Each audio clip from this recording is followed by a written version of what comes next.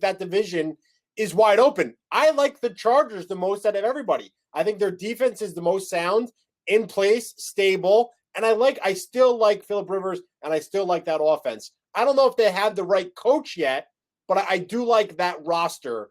And then the Broncos and the Chiefs could certainly be in that next level. No, it's funny, Bill. I'm right there with you. I would put the Chargers ahead of the Broncos right now. What changes it for me is if the Broncos offense is average or above average. Yeah.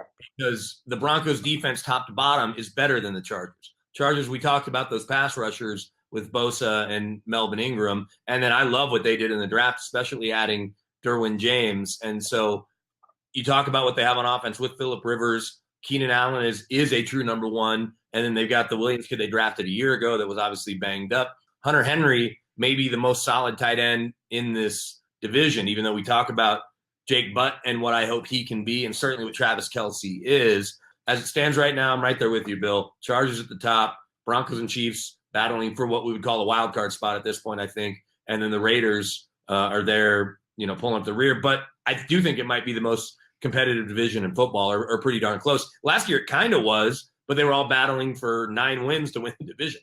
And so I think that this will be just as competitive as we've seen. If you look at Vegas, the win totals, I think they have the Chargers at 9, the Chiefs at 8, or Chiefs and Raiders at 8, and the Broncos at 7.